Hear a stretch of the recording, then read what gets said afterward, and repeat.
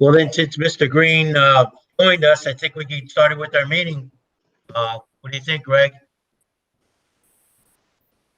Welcome, everyone. The first item on my agenda this evening is the disinfectant sprayers. I just want to get it back on the agenda so we could talk a little bit about it further. Since this whole virus has struck the country, we now know a whole lot more about what is effective at killing the virus.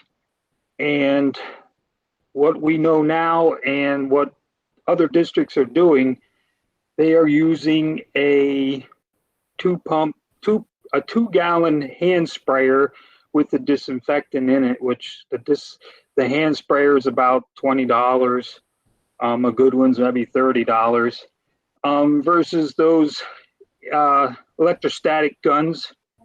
So I guess I wanted to put it back on the agenda to talk a little bit about it. I feel that we can do a great job disinfecting with the 2-gallon hand pump sprayers, and there are so many approved products out there that you could actually run just through the hand pump sprayer, that I feel that at this time right now, I'm recommending that we just go with 2-gallon hand sprayers.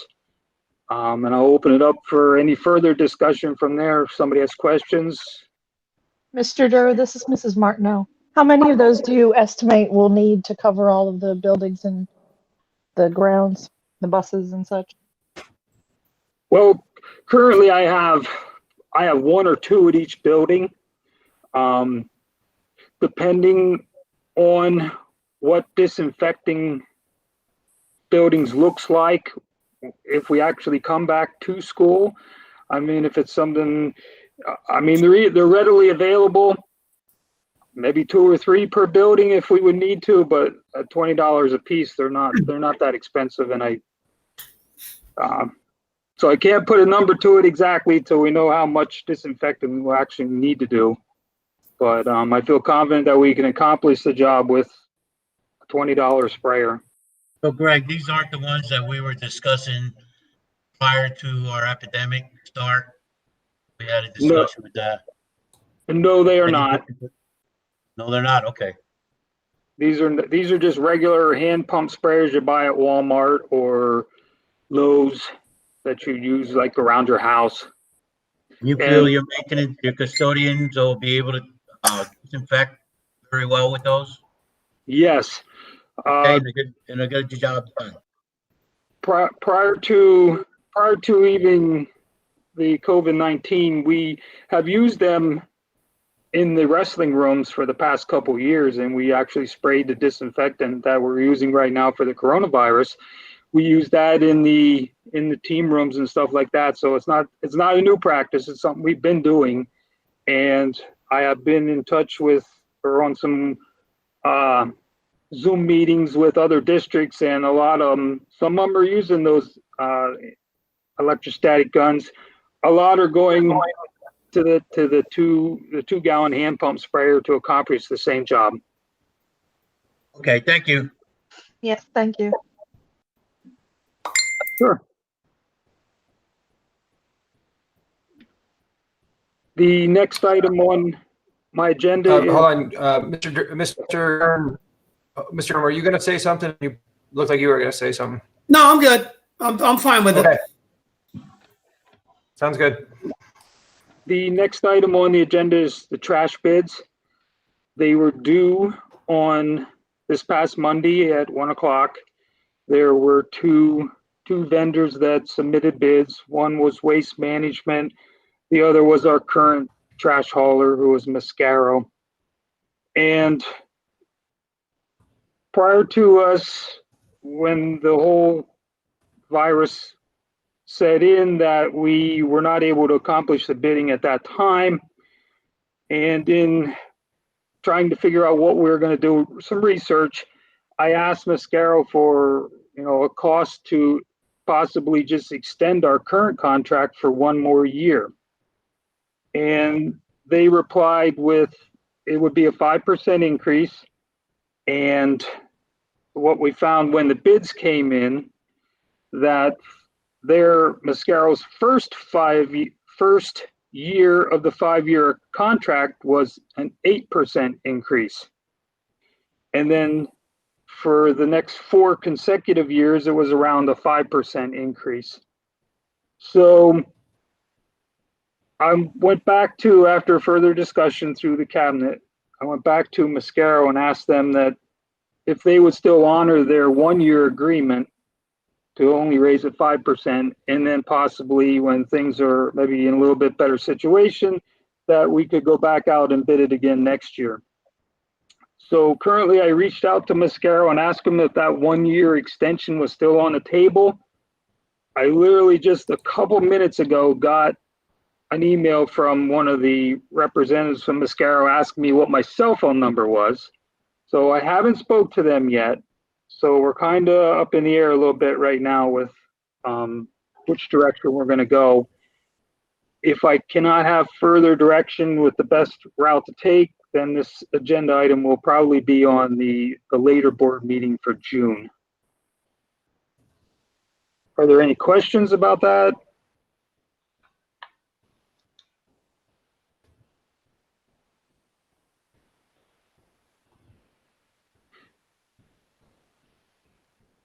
Moving on to the next item on my Mr. Durr, yes. Mr. Durr, if you get that response back from Mascaro before Friday, can you send it to me and I'll include it in a board update so the board can consider it until our next meeting? Yes, I will have in my update for you, Matt, whether or not I've heard from them, a status of where I'm at with it. Good, thank you. Late agenda. The last item on my agenda are the fuel bids, just so everyone is in the loop, and they are going to be presented to us on June 11th. So it's just a reminder, a heads up that June 11th we'll be getting the fuel bids, and we'll see what kind of bids we get, and we'll communicate the information out from there. Any other questions on anything for buildings and grounds? Greg, Matt Green, if I can circle back to the bids for fuel. The last time we spoke, you said we had taken all of our, I think, gasoline, diesel fuel, et cetera, or we had not taken one of them. I don't remember which one it was. And we asked whether or not we were going to be required to buy that whatever it was, fuel oil or gasoline, whatever became of that, Greg. Am I being clear enough or not? Maybe I'm mumbling, but it was for gasoline. Okay. And we have not been contacted by Tally Petroleum with any further action or request for settling up on the amount that is outstanding yet. So right now, I have not heard anything. Thank you very much, Greg. If anyone has any questions at any time, please email me or contact my office. Thank you, Greg.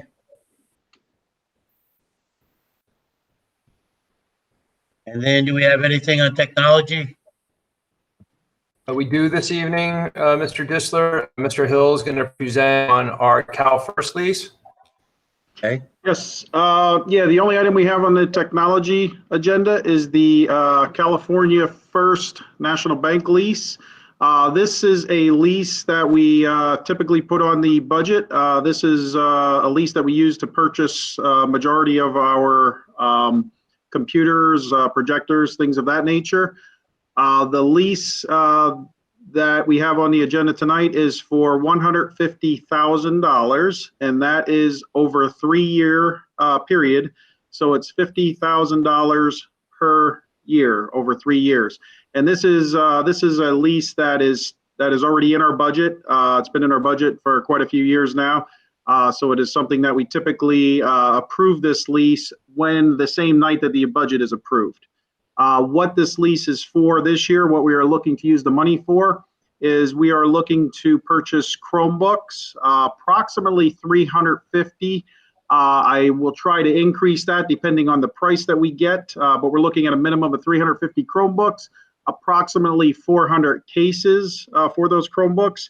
And we are also looking out of this lease money to purchase 25 new Epson Interactive BrightLink ultra short throw projectors for Peters Elementary, and that will replace the old boards that we have at Peters, which have been put in place quite a few years ago, and some of those are failing, and some of the projectors out there are getting bad as well. We've had a few we had to replace this year. We actually replaced them with older spares that we had around that we kept, that we pulled out previously. So Peters really needs to be done when it comes to projectors. So that's what the money will be used for.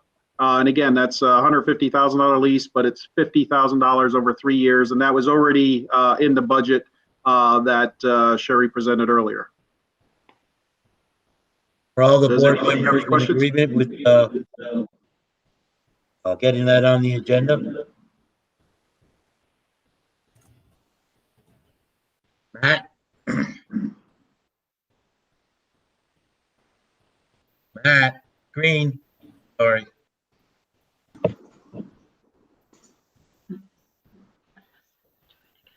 But you, Gary, are you in agreement?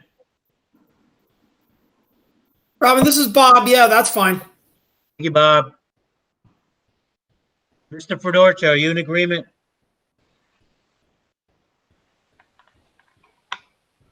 Mrs. Culp, are you in agreement? Matt, are you in agreement? Sure. Are you talking to me? Matt Reed is in agreement, yes. I'm sorry, yes, Mr. Green. And I am too, so didn't hear any response back from Mrs. Culp, so.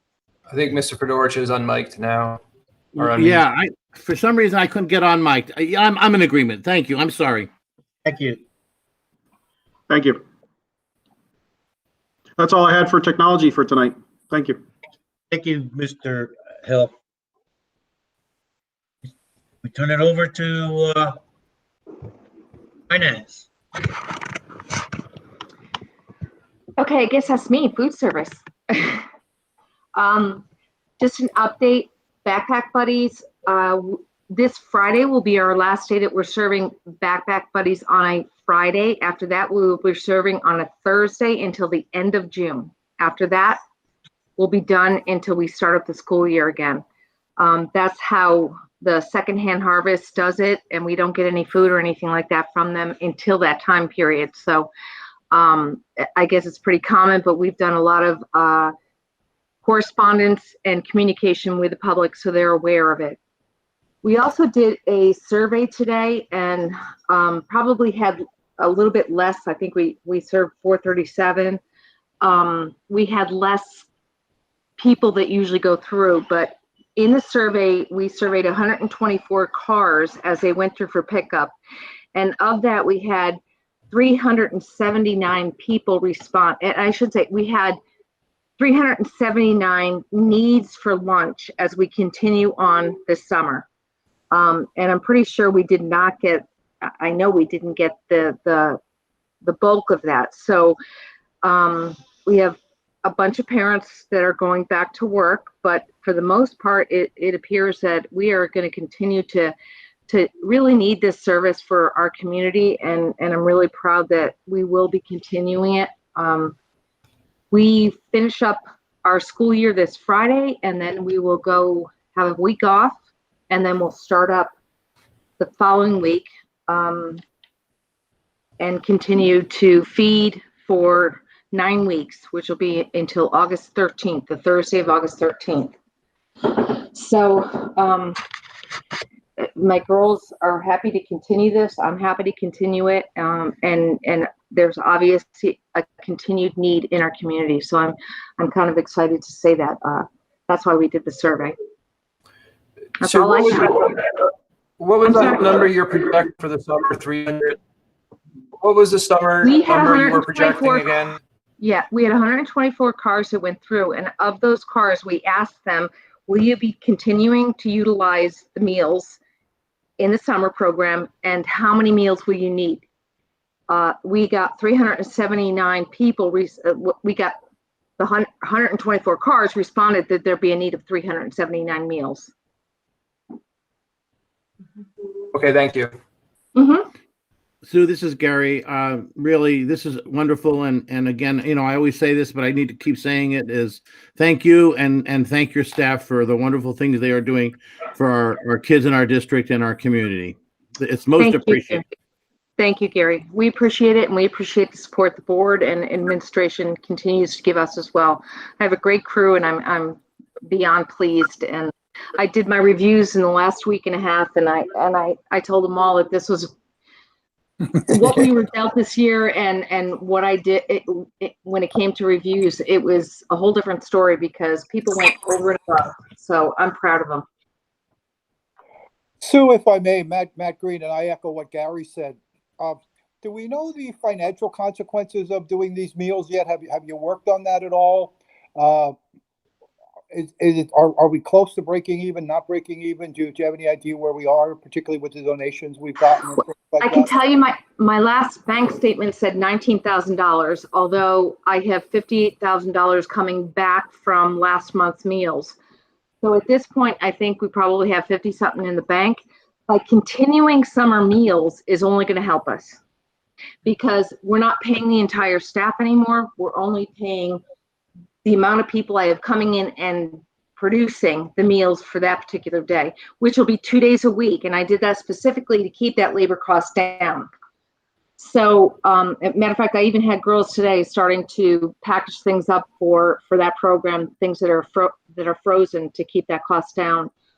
So if we can get good numbers, Gary, I am really hoping that we can get a little bit in the bank to help us with everything else we've gone through.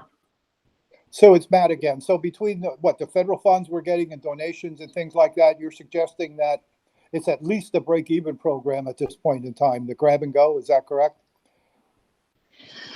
Well, I'd like to say it's break even. Unfortunately, right now, while we're paying our entire staff, it can't be. The money I made from these meals, more than that goes to my staff than goes to the cost of these meals.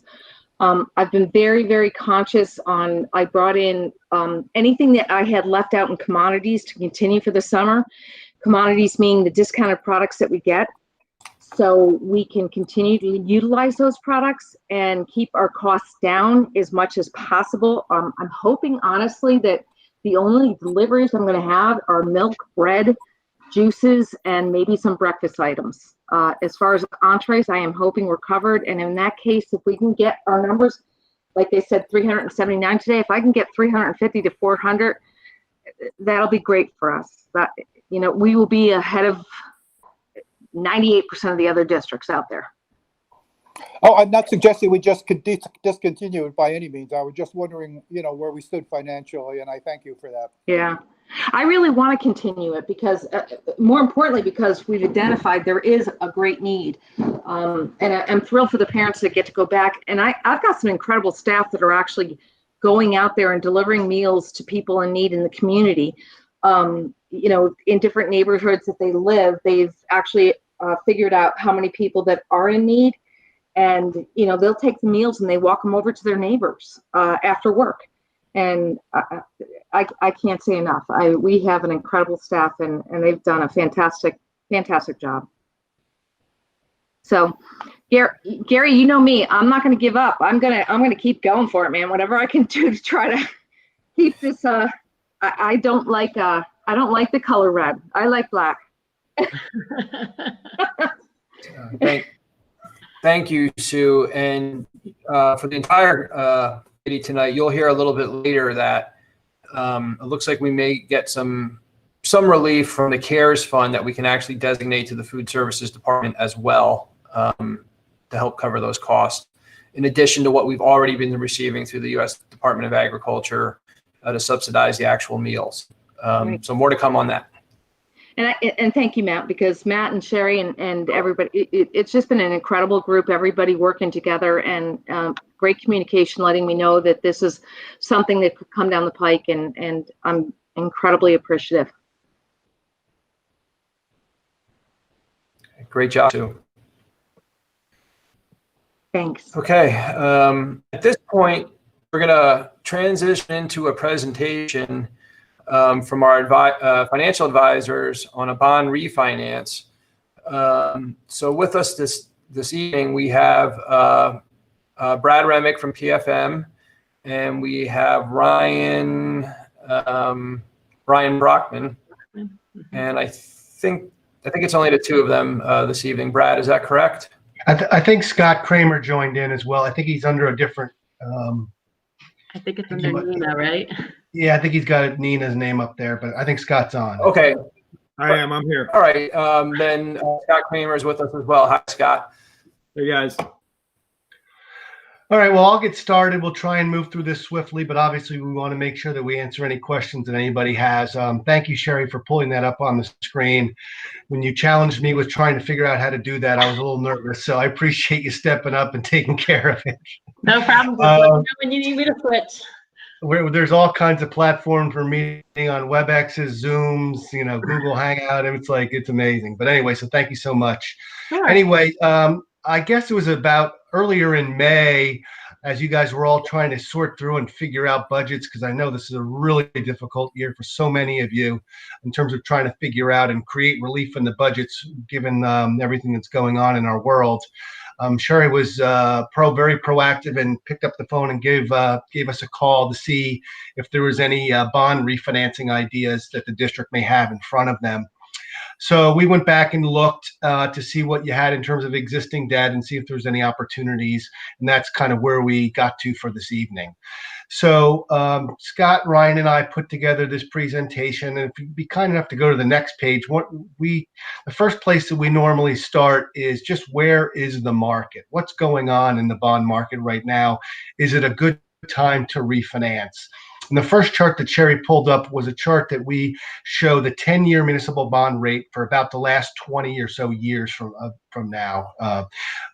You can see if you move toward the left, that was more like January of 2000. As you move to the right, rates have continually basically gotten lower. There's been a little bit of some hiccups, ups and downs along the way, but general trend shows you that if you look at history, where we are today is really within almost 5 or 10 basis points or 0.1% of the all-time lows that we've seen, or really the lows that we've seen in the last 20 years. We did put a box around some of the more recent times, maybe the last 5 years or so, because we did want to kind of talk about what's been going on recently. So if you'd be kind enough to go to the next slide, we've kind of blow up that blue box. And you can see where we've kind of been for the last 5 years. And even if you narrow that perspective, where we are today, we're still at the lowest point. I think what's interesting about this chart is if you look to the far right, you'll notice a rather dramatic spike that we saw in interest rates in the municipal market. That happened right around early to mid-March, right when all the news about this pandemic was coming out. There was basically a huge rush for people to not buy municipal bonds or sell them, quite frankly, and get their hands on cash. So there was a quick run on the muni market.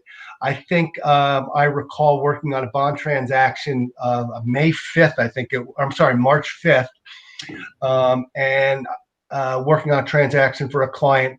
And I don't remember there being another school bond transaction till the end of March. There was almost 4 or 5 weeks where no bonds were getting sold for Pennsylvania schools. It was a quite terrifying situation that we were facing in terms of when were we going to get back to normalcy.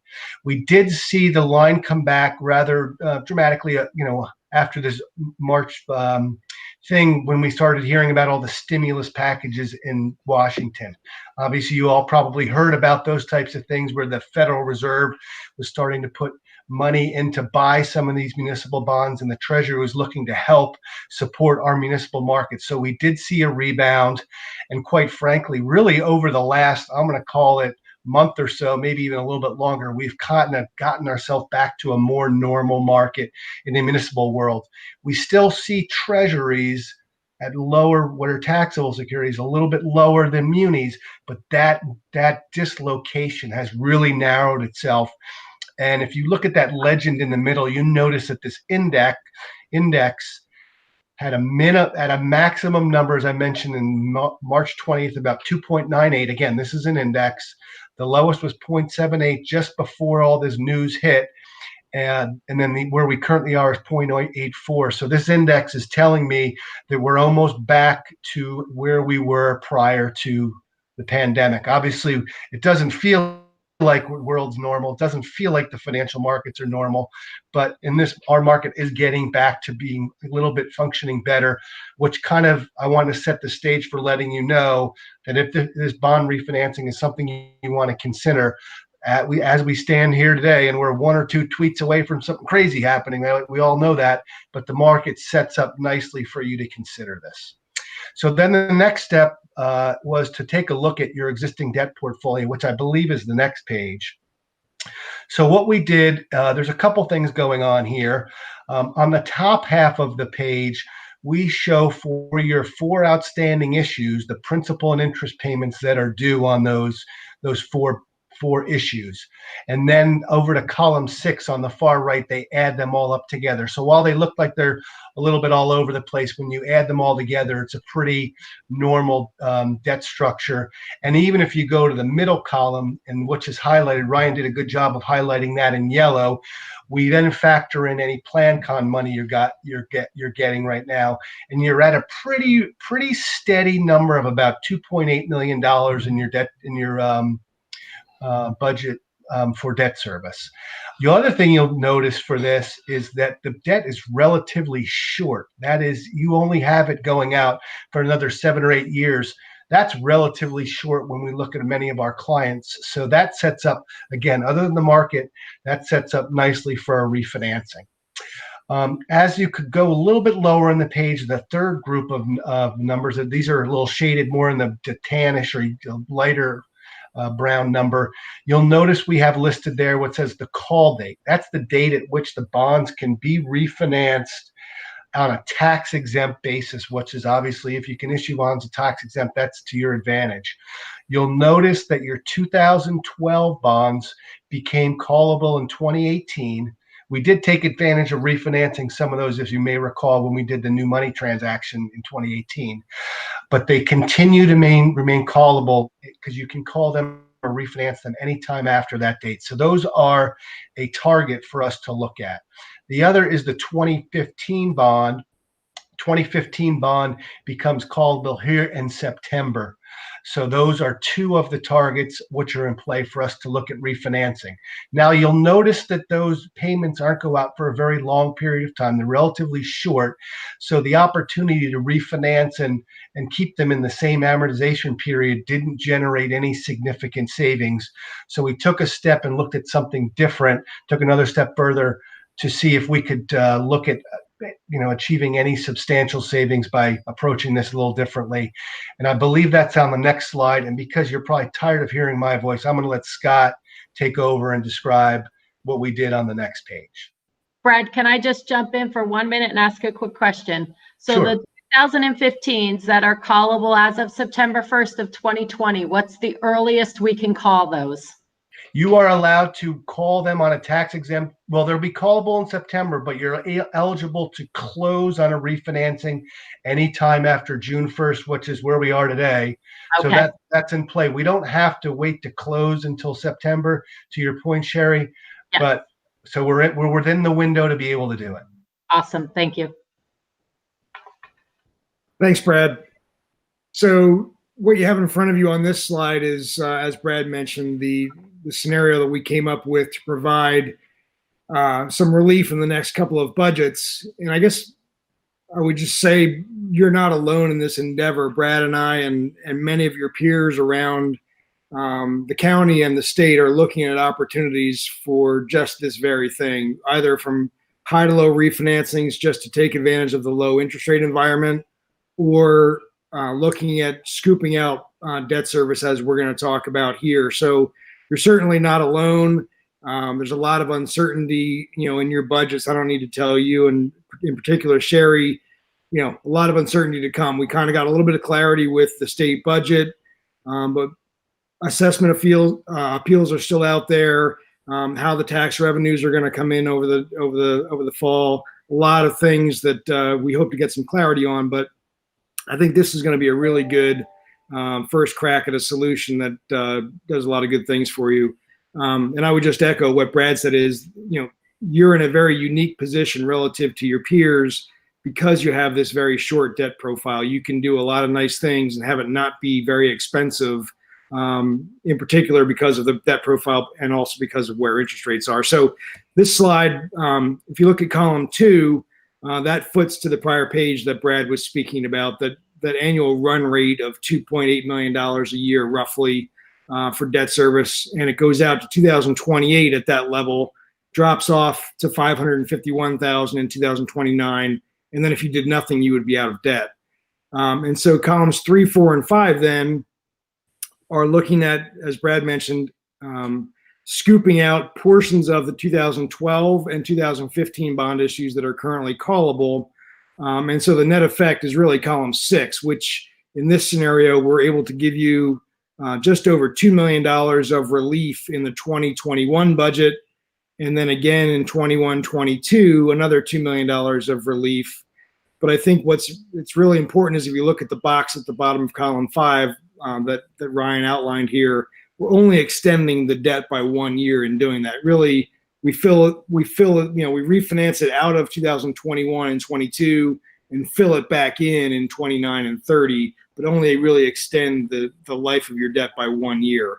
And so the present value cost of doing all that, inclusive of the fees to do it, is $158,000. And so, in the conversations that Brad and I've had with Sherry, that's a pretty low cost to garner, $4 million of relief in the next 2 budgets.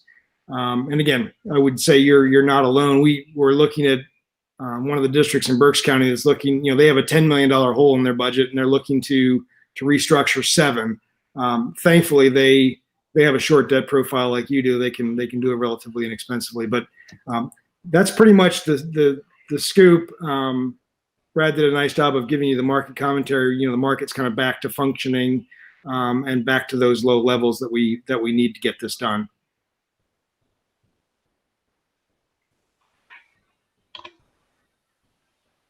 So that being said, thank you, Brad and Scott. I'll open it up to discussion of the board members who have any questions while our representatives from PFM are still here.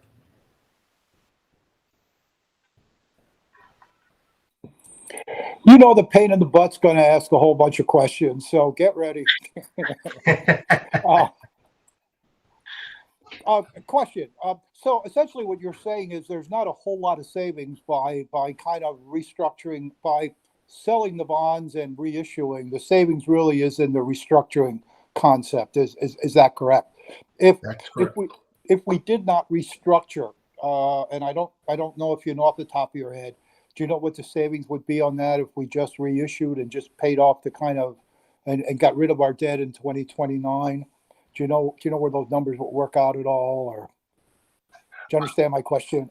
I don't think there are any pure interest rate savings by keeping the same term. Okay. So in essence, the bonds in the years from like 2023 to 2028, they are being called and reissued. We're not hanging on to those bonds. Is that correct? It's not just the 20 and 21 that we're selling and redoing. We're selling, calling, and reissuing all of them.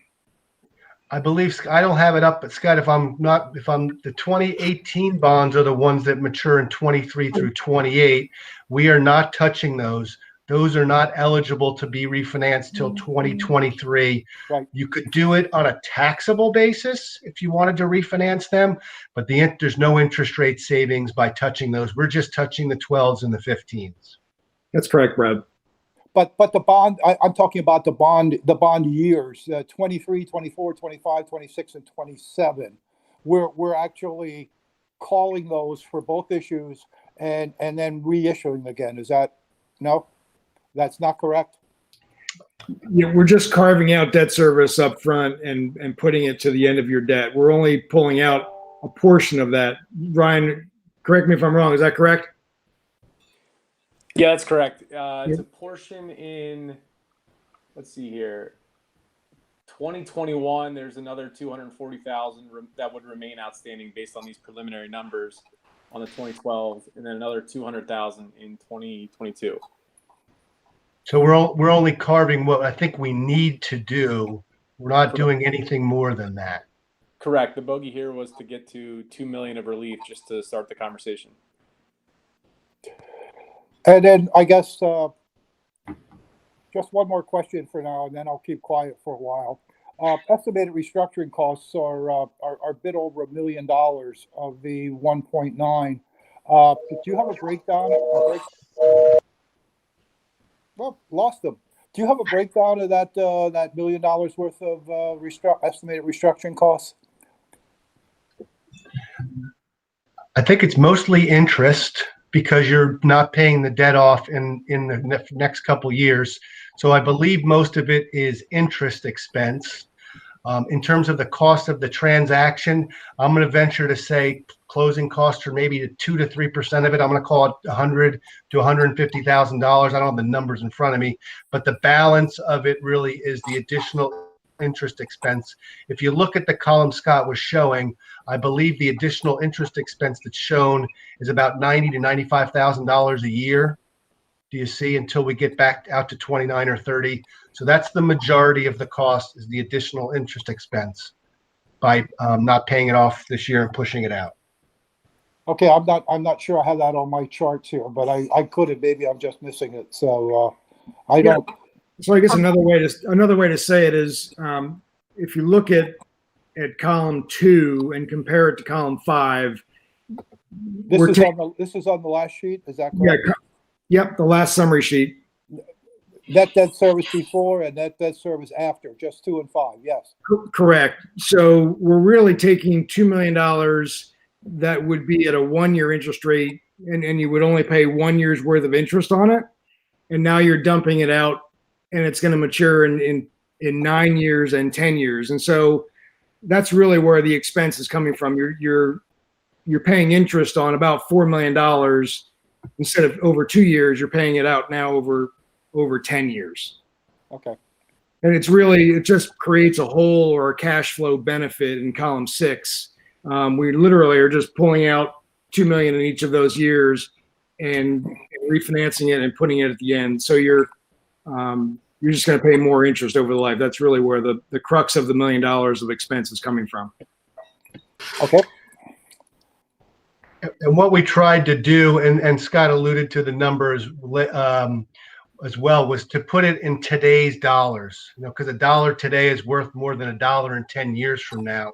So that's what this present value calculation is. So this dollar is more valuable to you today than it would be in 10 years. So we tried to put a calculation that put that in there. We don't want to overcomplicate it. You're absolutely right that the total dollars over the life is about $1 million, but in today's dollars, it's less.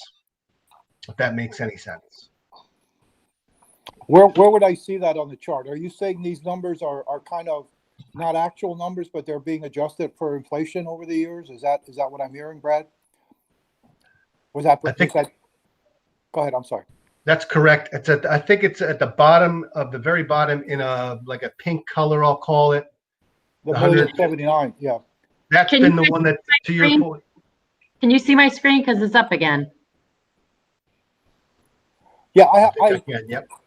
Okay. That chart there. Okay. Yeah, we see them. Hold on. Okay.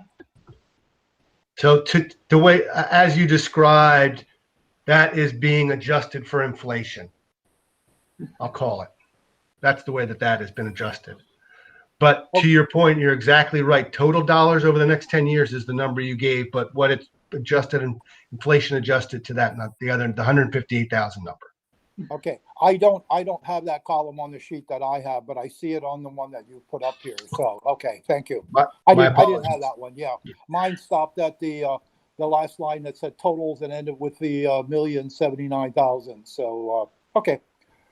Thank you. He has the original documents that you sent probably a couple of weeks ago that we sent out to them. Ah, okay. So he didn't have. This is an older document. You're right. Yeah. Okay. Thank you.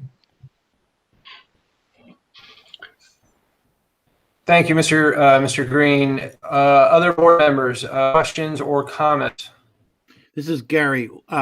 If we go with this, Brad, what is the time frame to do that for you? And also then what is the time frame for us to do that as far as the board approvals? Okay. Thank you for the question. If you want to move forward with this, what we have assumed in here, and I'm going to get Ryan, I don't want to get the numbers wrong here. What we've assumed here is that an interest rate is locked on this in the middle part of July. And you'll notice, and there's a little bit of a box just above all these numbers on the screen.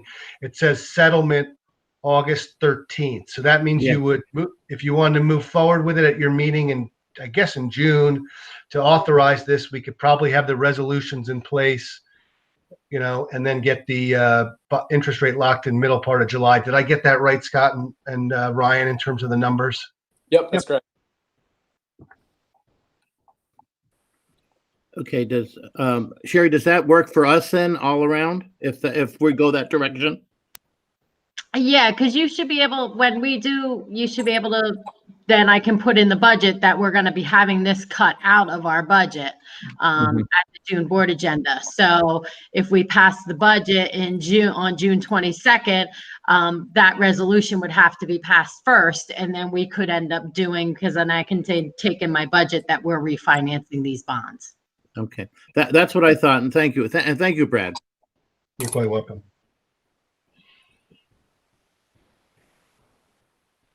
Let's see, Mrs. Martineau, Mr. Kern. I'm sorry, Matt, go ahead. I apologize for stepping on. I didn't mean to do that. So if by June 22nd, things change drastically as they've been doing, we know, in this crazy world, what is the last date that we would have to back out should we choose to back out? Would that be the June 22nd date? And then we're kind of locked in if we pass the motion that night? Well, the June 22nd night would be the night that you would pass the resolutions to allow this to go forward. The way it would go forward eventually, or get closed, I'll call it, would be the board officer, I think is what the bond council usually has done, is make sure that the board president or the board officer has the last say in being able to approve it. So to your point, if everything goes haywire, interest rates spike like they did, I told you, in March, and this doesn't make sense anymore, then you would not be at a point of no return, I'll call it. So there is time after June 22nd. We're just not sure what that date is at this point. Is that right? Okay. I think that it would be the date that we actually lock the interest rate. And that would be the date where that execution of the what we call addendum by the board officer would take place. But if I was, what I would expect is an illustration like you all see tonight to be presented to the district before you were asked to enter into this and formally move forward. Does that make sense? Because I'm not, if this million grew to $2 million, I'm not sure that maybe you would necessarily be as anxious to do it. Well, certainly if it changes by $50 or $1,000 or something, I'm still all in, but like you say, if the wheels fall off and it comes to a considerably amount less than that, then I want to take another look at it. But hopefully that's not going to happen and we can move forward. So come on, go to mute. Mr. Kern, it looks like you were going to say something. No, I'm just taking it all in. Obviously, my naivety will show if I ask those questions, but I'm just listening. I'm kind of enthused that this might be a fix for now. Obviously, we have to pay back later. Kind of rolling the dice, but I could see our need is right now. So everything looks good to me. Okay, thank you, Mr. Kern. Mrs. Martineau or Mrs. Cole, any questions or comments or concerns? No, Mr. Green handled, this is Mrs. Martineau. Mr. Green covered the question I had about timing to back out if there was another crazy jump. But that was the only question I had at this time. Thank you. Thank you, Michelle. Mrs. Culp?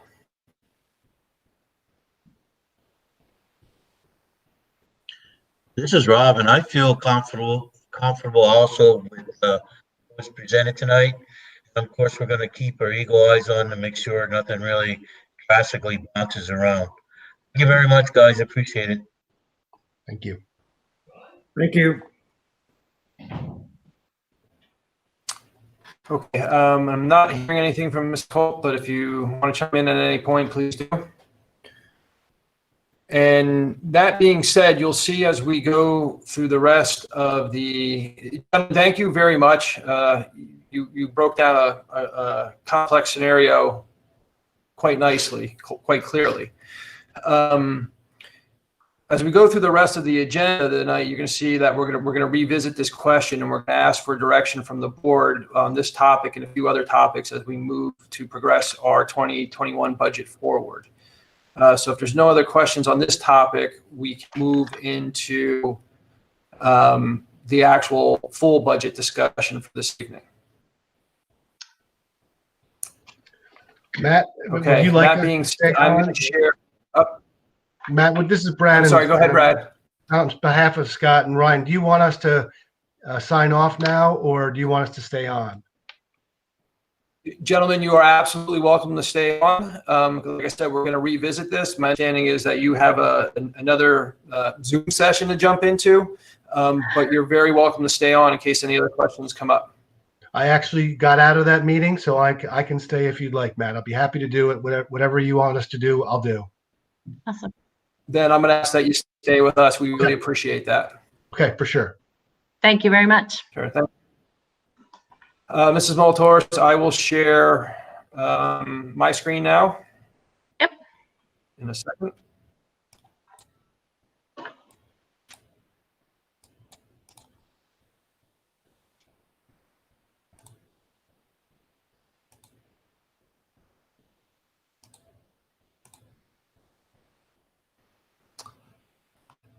Is everyone able to see that? No. Now you're. No. Now you are. Now you're presenting. Okay.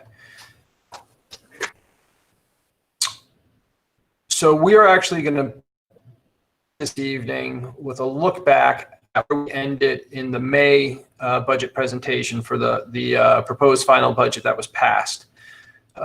Sherry's going to talk us through this presentation, and I will jump in periodically as well. So that being said, I'm over to you, Mrs. Moltors. Sure. Can you do it as a slideshow, Matt, or won't your computer let you? I will, but sometimes that shuts Sometimes it down shuts when we're down. into Google. Yeah, let's see.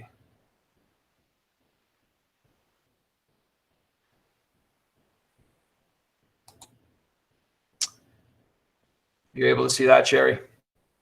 I still see it as the regular view. Okay. All right. No problem. Yeah, it's, All right. it's on the full view. And okay. No problem. So this is, as Mr. Link said, this is currently looking back at what we presented at our May board agenda as our preliminary budget. We were recommending a 3.5% tax increase to generate $450,000 in additional taxable revenue. You all approved that preliminary budget as was. There was consideration on the extension of the discount and the face collection period, which is still sitting in a bill out in Harrisburg. I think it went through the House. It's still waiting to be final approval. If that final approval does go through, we would see an additional $73,000 in revenues decrease. Matt, go back to the other view because, yeah, it went half. Yeah, I'm only. Okay, sorry, I tried. Yep, that's okay. So again, Okay. the other part of our original presentation was we were going to continue to try and renegotiate that contract with Brandywine Transportation, which we have made a little bit of headway on that. And the reason for that was because our subsidy next school year would take a hit if we did not renegotiate that contract.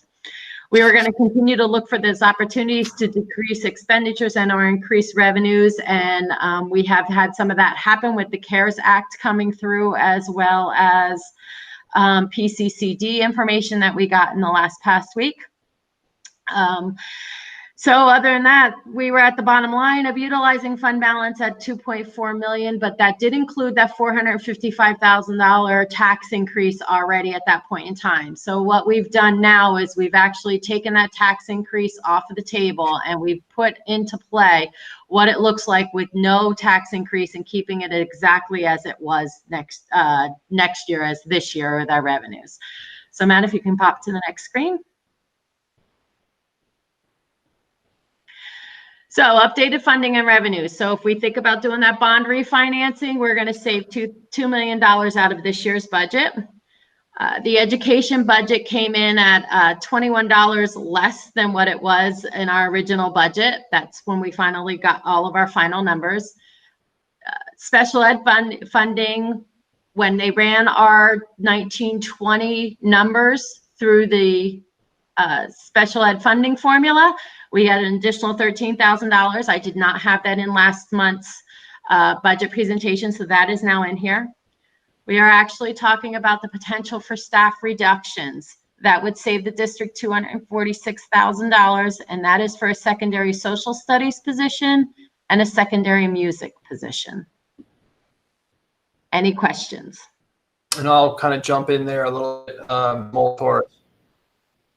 So in particular to the staff reduction that is done through attrition, no one would be losing their job through some recent retirements. And when Mr.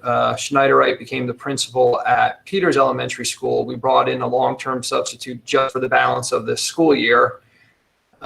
We now know, based on course loadings for the fall, for the entire next school year, in the secondary social studies program at high school, with the staff that we have on hand, if we do not fill the recent retiree position, we'll be looking at class sizes anywhere from, I think, the lowest of 8 in a psychology class to an honors history class that would have 25. We are very comfortable with those numbers, and administration is recommending that we do not fill that position going into the next school year. For secondary music position, we are recommending that we do not renew the long-term substitute, and we take our high school music instructor and assign him to the middle school.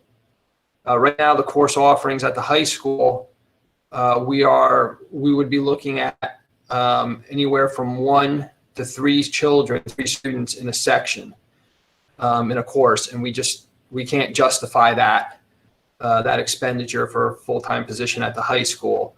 What our work becomes then is to continue to focus on the elementary music program to build and sustain numbers, kind of fill the pipeline going back into the high school with the hopes at some point we would have enough students interested in the high school. We would have to actually go back and fill that position at some point. Right now, though, we administratively can't support doing that going into the next school year. Any questions on the staffing recommendations? Yeah, this is Bob. We had 2 phys ed retirements. Obviously, being an ex-phys ed teacher, it hits home with me. Has there any thought, or I'm sure you have, looked into moving staff from high school to middle school, and eliminating maybe one of those positions as well? We did look at that, Mr. Kern, quite deeply, actually, and because those positions were kind of shared through all 4 buildings, and we have teachers traveling to cover the phys ed classes, and knowing that those classes are traditionally a little higher in numbers anyway, we were not comfortable, especially at the high school, having one phys ed teacher cover a large phys ed class of both male and female students. It presented too many, I'm going to say, opportunities for things to go wrong. Oh, no question. As well as with the travel times amongst the times between the buildings. Okay. And we also had an elementary position, I believe, as well. So the numbers justify that we need to hire somebody in that position as well.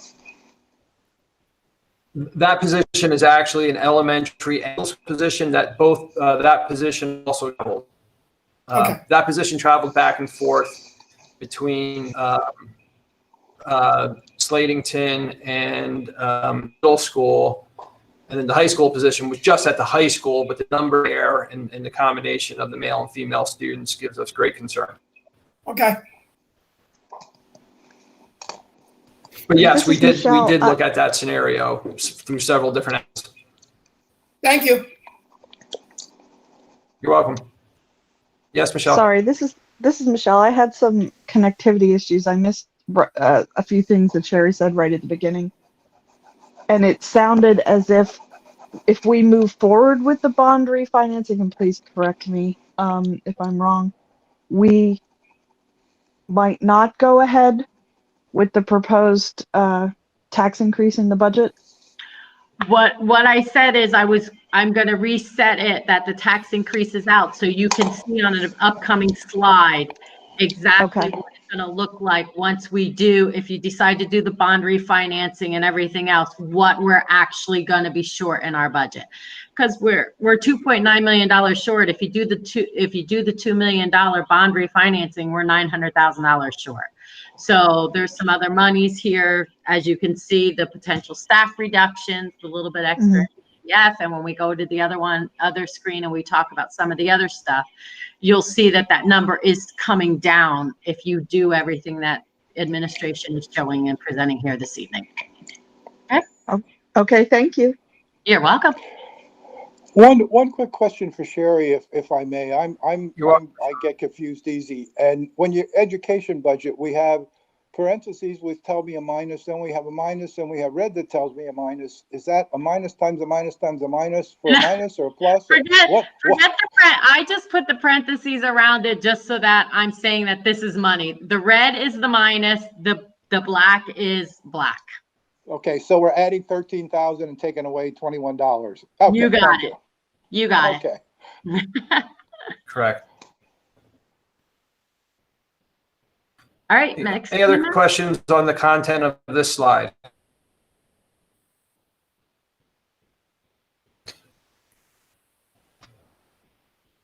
All right, so then the other things that have come through, PCCD grant, it's one-time money.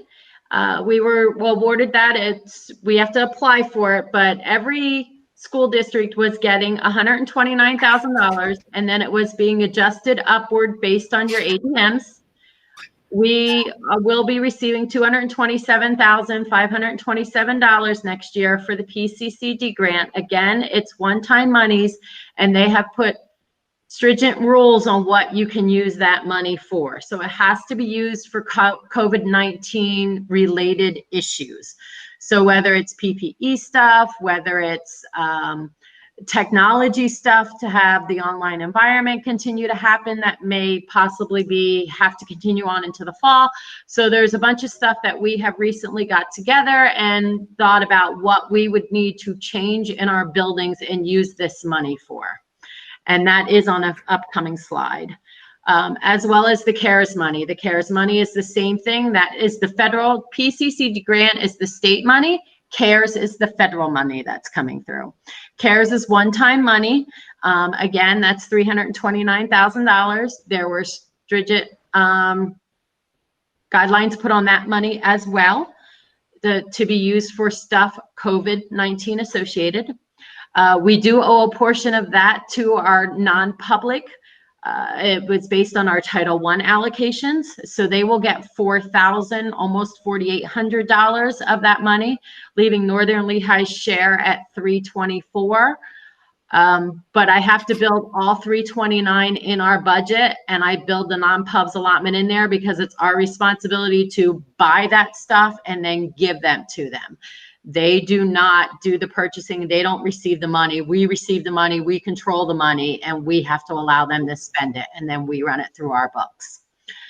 The last one is the transportation subsidy. Now, this has been an ongoing conversation with Brandywine, working on the renegotiation of that contract.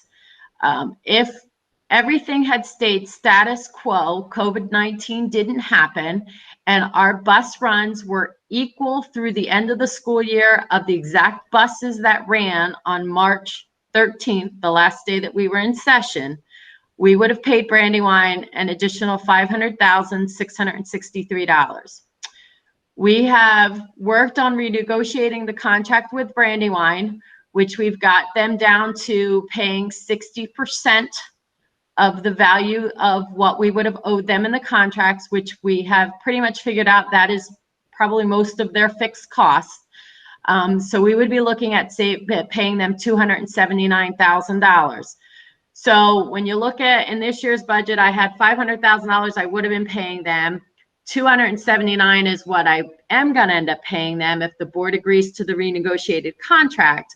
We're looking at a savings of $221,000 in this year.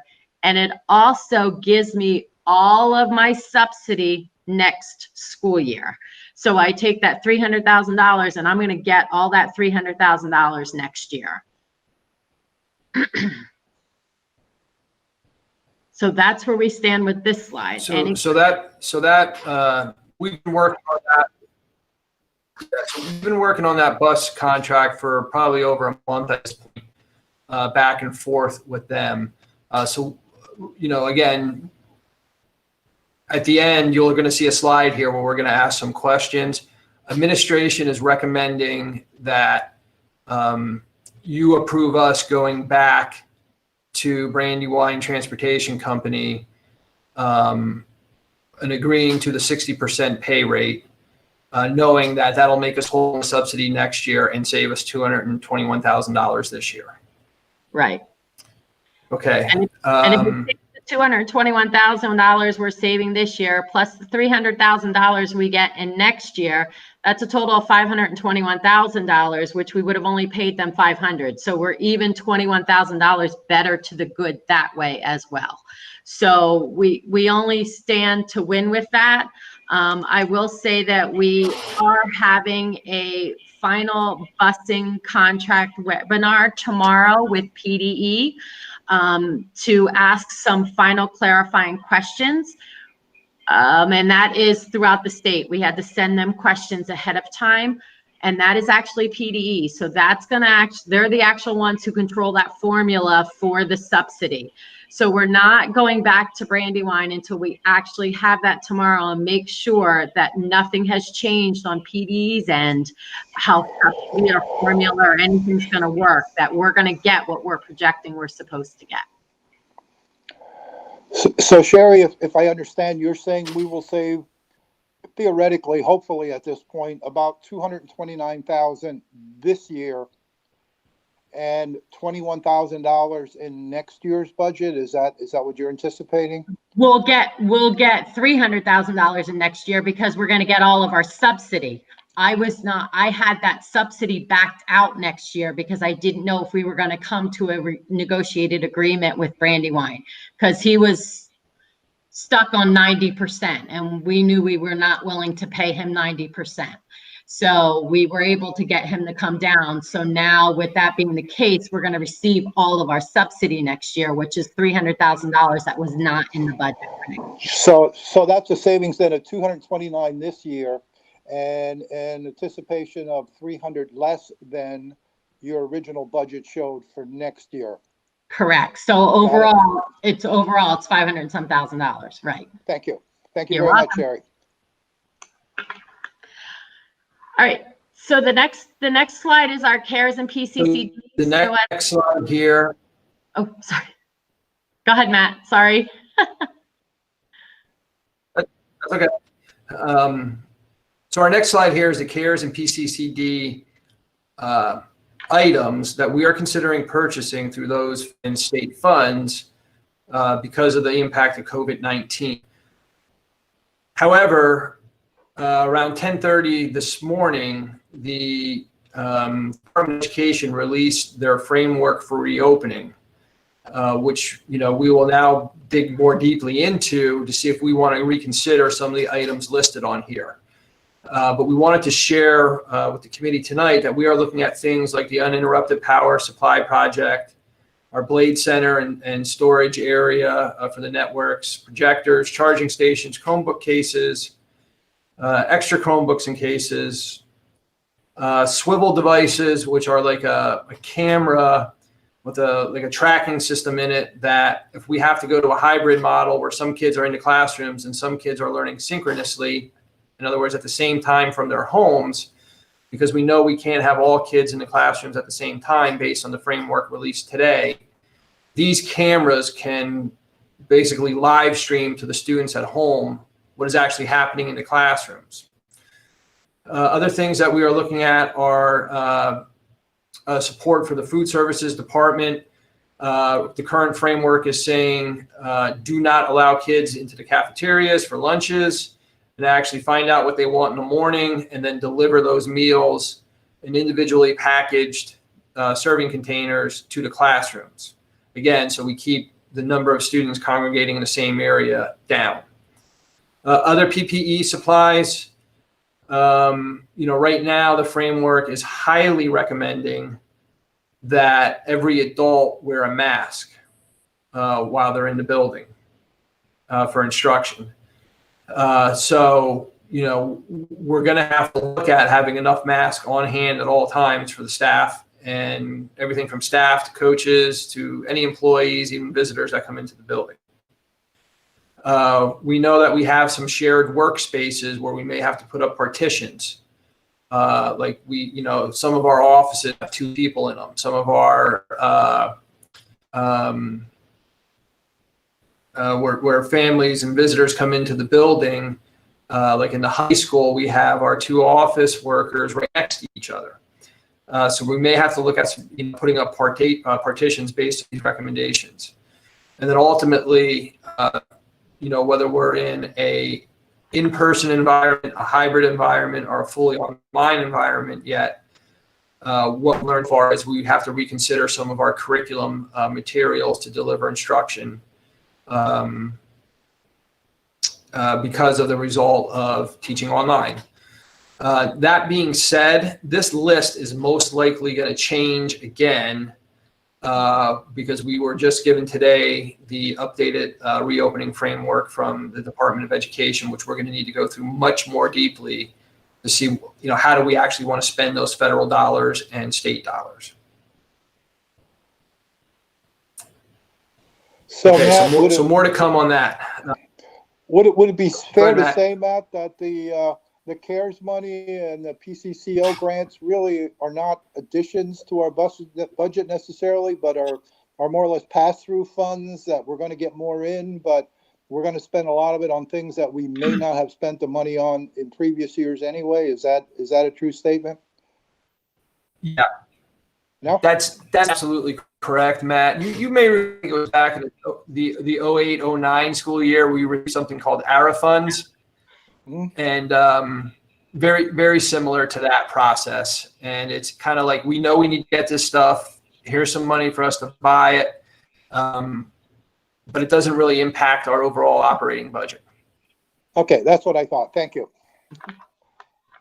Sure thing. Matt, this has nothing really to do. Next slide here is the. Go ahead, Bob. Okay, Go ahead, sorry. go ahead, Mr. Kerr.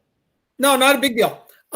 This has really nothing to do with money, but it has to do with policy. Will the staff be expected, and will there be training involved for them to make sure that their classrooms are sanitized properly, let's say in between class periods or, throughout the day? Or, there's going to be obviously a large cost of sanitizer type of things as well. I'm just curious to see what the expectations are going to be, for the staff in general. Has there been any mention of that? Yeah, absolutely. There's actually a section within that framework that they released today about required training for all employees, how to mitigate the spread of the virus, as well as Mr. Durr. There's a whole section for Mr. Durr and his department as it directly relates to custodians and making sure that we keep areas as disinfected as possible, everything from the buses to the buildings to the equipment grounds. So yes, that's all in there. to be quite honest with you, this is all stuff that locally we've been working on and working through. What the state gave us today, they actually referred to right in there as a 30,000 foot view framework. So they are not telling us. Okay. There are very few things that they are saying you must do. They're saying it's highly encouraged and it's a local decision. One thing that we know that we must do is, as you may recall, about a year and a half ago, we had to designate someone our school safety and security coordinator. You know, that came into play, unfortunately, right after those horrible shootings in Parkland, Florida. Every district in Pennsylvania has somebody in that position now. We are now all mandated to identify a person as a pandemic coordinator, either a person or a small team of people. So, and then those people or person will be in charge of, you know, making sure that we fall in line with the guidelines, but all the necessary trainings come in place too. That's the only absolute in there right now. Everything else is, it's almost kind of like they're saying, district, you're the ones that decide just to make the announcements. If I may ask a question, is that also going to be an increase in cost because of having those individuals do extra duty besides teaching? Well, it would be a teacher that those type of positions, you know, especially the coordinator, would fall on an administrator. Right now, we are not looking at adding in cost for that. It goes as far as to say we should consider bringing in people from the community to be on part of that pandemic team as well. It's not required, but it's something it's saying that we should be considered. We're looking at, putting that team together at no additional cost. Well, that's great. Some of the products that we're going to have to buy. I'm sorry, Mr. Disler, go ahead. I said that's great news, but who knows going forward, especially the start of the new school year, what we find out that we have our ducks in a row, that quite a few of them got out of a row, so we have to bring them back in. I'm concerned about the lunches, students that are at home, students that are being served, and how are those students going to be handled with lunches? So if there are students, we'll require to feed them those lunches and breakfast. So we're going to have to put a system in place for that, Mr. Disler. We don't know exactly what that model will look like yet. It may look like something we're currently doing right now, where it's the drive-through pickup. But there will be additional cost there because we're going to have to buy those single-serve meal packages. And even just, some of the other personal protective equipment that we're looking at, the mask, the either plexiglass or rolls of plastic, things like that were not built into the budget. We're going to have to use as CARES and PCD funds for, at least minimally, for the first year. I agree that list is probably going to grow. Thank you very much. I appreciate it. Matt, this is Gary. Well, two things. One is, no matter what we look at, as far as the state telling us preliminary stuff, is we still have to follow CDC. So that makes it much more difficult because those issues have to be there. My other concern is, though, when we talk about the lunches, elementary-wise may be simple. High school, I'm not sure how we would negotiate. I'm not asking you to tell me how to do it. I'm thinking that's another thing, which also could be a major cost on all levels in us to package those items and have transportation to each of the classes. So that could be another additional cost that we don't know yet until we get to a point of having a true identified plan. Is that correct? Can I intervene, Matt? That is correct. And there's no unknowns with this yet. Yes. Can I intervene? Sue? I've been doing a lot of reading, Gary, on what's to come and that sort of thing. And it may come to the point where we offer the students this, or this, and we're actually bringing up to the classroom where it's already heated, or it's exactly, it's a salad or it's a sandwich, what have you. But we're prepared to do whatever we need to do. I mean, we're flexible. That's what food service is, and we'll figure it out. I understand that, and I know you would. I don't have any question. My concern is the manpower in order to do that, though, through our 4 schools. I mean, we don't know if there's so much out there, and I think we're going to have to look at a whole other things. I don't envy you. I don't envy Matt. I don't envy anybody else who's going to have to start putting this plan together. Personally, I would agree, but I would say that maybe it gets to the point where when it comes to the actual putting together, maybe one school's doing one thing, one's doing another, and we're transporting it out to the schools to get to what we need. Matt and I have talked a number of times on what we need to do, and at this point everything is so far up in the air, but I think that we're flexible to figure it out once we start getting the information.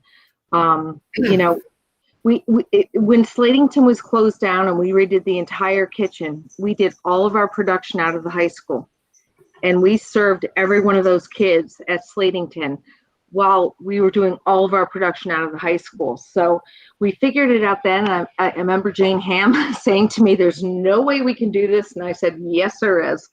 And we'll do it again. And I'm not saying just to say that we'll figure it out, but I'm saying that we might have to step back and do a whole different approach, but we're prepared to do that.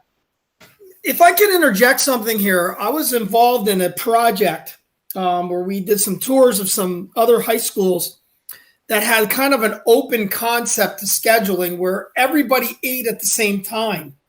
And students were allowed to go throughout the building and have their own small groups instead of a one large group setting as we're so used to. There might be some students that would gather in the cafeteria. Some might gather in the library. Some might just sit in the hallway. They're spread out within the building, but it was a common lunch period that ended up being also sort of like you could visit teachers to get extra help. It was a kind of a longer period. And as we're thinking outside the box, I'm throwing it out there that there are several high schools near the Philly area, the suburbial area of Philly, that are already doing this. I've had quite success with it. Almost like an open campus type period structure. It might be something to take a look at as you're going through your planning. I was quite intrigued by it. It seemed like kids loved it, seemed like staff loved it, and a way of spreading our students out during mealtime. I've been doing a lot of reading, and one of the things that was, staggering the kids where they're not all coming down at one point or taking up to rooms. So I think we all have to be very open-minded in all aspects, not just food service, but open-minded in saying, okay, how are we going to do this? I'm confident whatever we have to do, we'll figure it out. And we'll look at all aspects. Like I said, I am reading every food management magazine and everything that's coming on my desk. I'm reading on what, what they're looking at and what their projections are and that sort of thing. So we're prepared to move ahead when we get to that point. So. Yeah, I'm just sharing that out. It was something that was different, and I don't know, something to look at as an option. That's all. We're going to have to look at what the CDC says and what everything is as far as a projection of keeping kids so far apart and that sort of thing. And that would be our determination. That would be a whole different schedule of the building, not necessarily just you. I mean, absolutely, scheduling of students and classes and whatnot. So.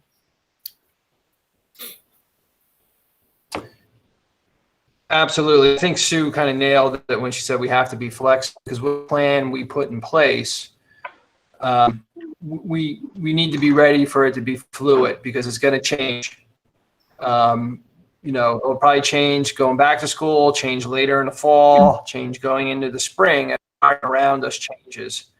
The one thing that's different about this plan than that of say our continuity of education plan, which we had to produce when we quickly transitioned into an e-learning platform. Is this plan must be approved by the school board, and then from there we submit it to PDE, and we also must post the plan on the website. Now, we did all that with the continuity of education plan because we thought it was the right thing to do. Now it's a requirement for this plan. Okay. So thank you for all your insight there and all the work you're doing already. I just want to say one quick thing. I have every confidence in our administration. If they continue to perform in the future the way they've performed in the recent past in addressing this situation, I think Northern Lehigh will once again be in great shape. I'm not even remotely worried. You guys will take care of it. Thank you much. Matt, I agree with you. Mr. Green. Thank you for that. I feel it's everything we've done. We've had complete support by Matt and everybody else, and I'm proud to say I'm part of Northern Lehigh. Absolutely. Thank you, Sue. Okay. Our next slide here kind of brings us back now to some revised number, since we have so much more information than we did back in May. And Sherry's going to walk us through these updated numbers. All right, so when we look at the budget shortfall from the May presentation, when I started this one, I said, I'm looking at this now that we don't have a tax increase right now on the table. So let's look at what our budget in total is short. It's short $2.9 million. We have CARES expenditures that we have to add in for the 324, and we had the PCCD expenditures that we have to add in for the 227. So we're going to get a total of 3.49 is what we're short million in our budget. Then underneath it, we're going to start putting this money back against what we're short. So these are the revenue sides of the things. These are additional revenues that were not in the original budget. So I have $12,981 for the BES and FES changes. The CARES money at the 324,576. PCCD money. Now, PCCD money is short by $35,000 because this week we got notice. In my budget originally was $35,000 because we get PCCD money every year. We use that for other safety security stuff within the district. That $35,000 we will not be getting. They rolled it all into this money. So this is the only PCCD money we're getting this year. So that $35,000 I had already had in the budget. So that's why there's a slight difference there. If we renegotiate that transportation contract, we're going to put $300,000 more of revenue in our transportation subsidy. If we decide to eliminate those staffing positions, that's $246,000 we're going to have back in less expenditures in our budget. And that bond refinancing, if we do that, we're not going to have $2 million worth of bond expenses next year. So if I look at that total shortfall of the 3.49 and take away from it all of these lower increases and decreases to our expenditure budgets and increases to our revenues, I'm looking at a budget shortfall of $417,000. Any questions? So that being said, we have a number of considerations for the board based on all of this information. So the first one is, does the board have an interest in refinancing the bond issues? This is Robin Disler. Yes, I'm in favor of that. Michelle This is Martineau, Gary, yes. Gary, yes. Okay. Bob is a yes. Okay. Donna, Matt, Mr. Green. Sorry about that. I thought I was off mute. Sure. Sure to all four of them. You don't even have to ask me each one. So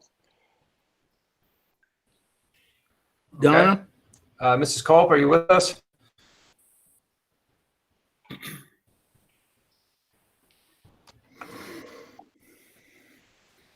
Okay. Is she still on that? Hold on, I'm checking. It says she's still on. It says that she's unmuted.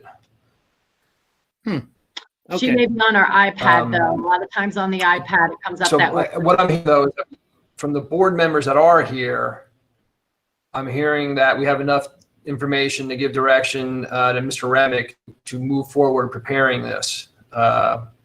So Brad, catch all of that there? Sure did. Yep, good discussion. I'm glad I stuck around. This puts the whole thing in a bigger perspective for me, so I appreciate you letting me stick around. I'm glad you could stay. So if we can start preparing that then, so we can have that resolution on the June 22nd board agenda, that would be very helpful. And Sherry, that gives you direct as well then. Correct. Yep. We will contact your bond counsel. We will let them know what we discussed. The next and we one, will- I'm sorry, go ahead, Brad. No, I was going to say, we will contact your bond counsel. We will let them know the discussion. We will have them do whatever appropriate advertising needs to be done for the 22nd, and we'll have a resolution prepared for you that evening. Ask them to prepare that resolution. We'll get moving on that tomorrow. Thanks, we appreciate it. The next one is for the brain transportation. I'm looking for direction to contact the company tomorrow after we watch the PDE with the last bit of information, but to return to him and say, we're ready to move forward with that 60% rate. Does anybody object to that?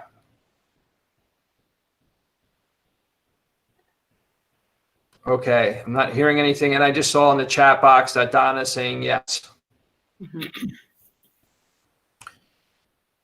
Okay, next one. The board want to eliminate the 2 positions through attrition. Are you comfortable with us, reflecting that in the budget that we will not be filling a secondary social studies position, and we will be eliminating a music position through attrition and reassigning the high school music teacher down to the middle school?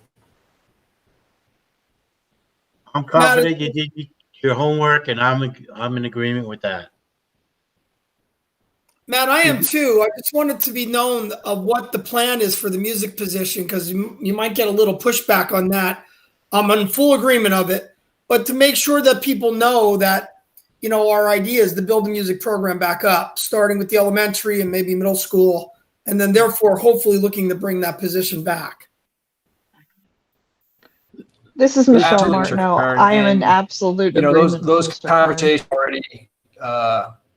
I've had a preliminary conversation out of respect to our association with their president early this morning, and let them know that we will be discussing this. After he and I spoke, the building administration and Dr. Stoker spoke to the teachers that it impacts. So those conversations have begun. And then now that we have this direction coming from the committee here, when we have our public meeting on June 8th, I will also explain that out to anybody that's also at that meeting as well. Yeah, thank you. Because I know once you lose something, it's very difficult to get it back. I just want that understanding. Mr. Link, we have I hope a, this is one I get to come back. we have a YouTube question that may be relevant right now. Somebody that was watching on YouTube, may I ask that question? It was from Colton Mance. Colton Mance asked, analyzing the positions we are eliminating based on usage, class size makes sense to me. Do we do the same for existing staff? That was the question.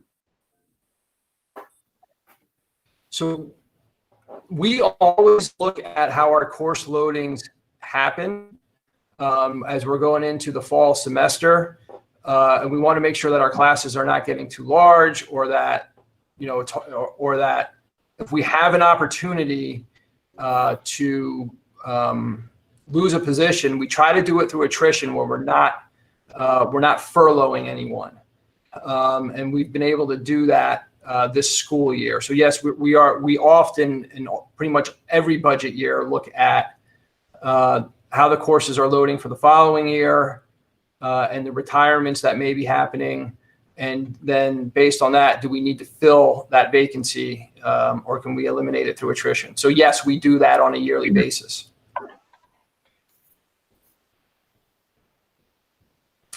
Mr. Link, this is Mrs. Any other Martineau. questions? Hill. Mr. Link? Oh, go ahead, Mrs. Martineau. I just wanted to say Yes. that I agree with Mr. Kern that I think it's extremely important. It's important to the community. It's important to the students that they know we are not dropping our support for the music program in any way.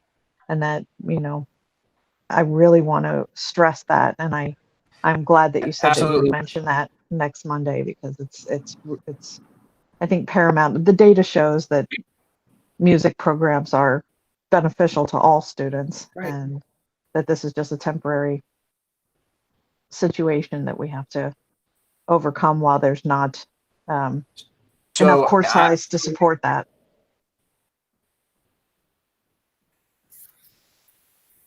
I absolutely agree with you, Mrs. Martineau. And this is one of these times where I hope I have to come back to you in the 21, 22, 22, 23 budget, say we need to put money into the budget because we're at the point now where we need to bring a full-time music instructor back to the high school. Right now we're we're going into a rebuilding phase. So, okay. Thank you. And then the last one, the last question is, thank you, Mrs. Martineau. Does the board want to reconsider the 3.5% tax increase? Matt, Sherry, what is your recommendation for that? And one of the things we always have to look at is what the additional costs are going to be when we open, because they are, to me, two things: they're hidden and they're unfunded mandates. So, what's your recommendation? So I'm glad you asked that, Mr. Forge. I'm going to recommend that we take, you let us kind of walk you through if we were to step down incrementally from 3.5%, what type of revenue that would generate. And we actually have that information prepared for you. So what I'm hearing is you want more. What I'm hearing is you want more information, and we're prepared to give it to you. So if no one objects, we can show you what a step down by 0.25% would look like. Mr. Link, this is Mrs. Martineau again. So I'm going to go ahead on to the next slide here. Hold on. So Sherry, do you want to walk them through what type of revenue we would generate if we would back down from the 3.5%, knowing that we have a $417,000 shortfall after all the adjustments are put into place? Sherry, Yes. Mrs. Martineau had a question first, though, Yep, maybe. I was just going to say that. Michelle, I thought you had a question. That's okay. I just assumed you guys are so good. I assumed you were going to answer it already. And my question was with the shortfall and the bond refinancing. So that means the fund balance we're not going to be pulling 2.9 out of there, but just thus far the 417. That is correct, Michelle, because if you guys, all board members currently at finance have decided that they said yes to all the questions on that slide. So Yes. all of that would come off of what was outstanding now. So that's all more money that we have. So now that 2.9 went down to $417,000. That's what I'm short in the budget right now. So if there happened to be a PPE and disinfectant need, we could potentially pull that out of the fund balance. Right? We could, but currently right now, we're probably close to $600,000 worth of stuff for that CARES and PCCD money that has to be used on all that kind of stuff. So we're hoping that will cover it all. But if it doesn't, then yes, we would have fund balance we could use for that. Thanks so much, Sherry. I appreciate it. Sherry, quick question. This is Sure. Bob.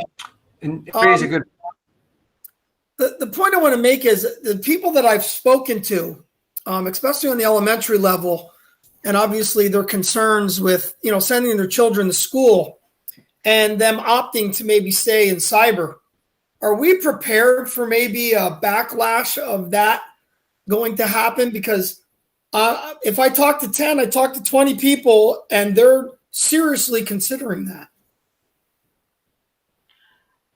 I will tell you that we have in our budget about $100 and some thousand more than we did last year. That is all I had built extra into the budget. So again, if that is what happens, you're correct. We could need more in that area.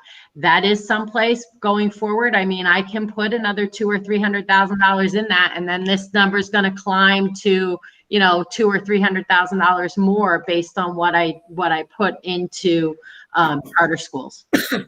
Or do we just Bob, we did talk on Monday about trying to make an effort to funnel them to our own charter Bulldog school. Academy, as opposed to farming them out to other schools. Right, there's still a cost in that, though. Yeah. There is, but it's significantly That's less. correct. There is cost. It's about $6,000. Right.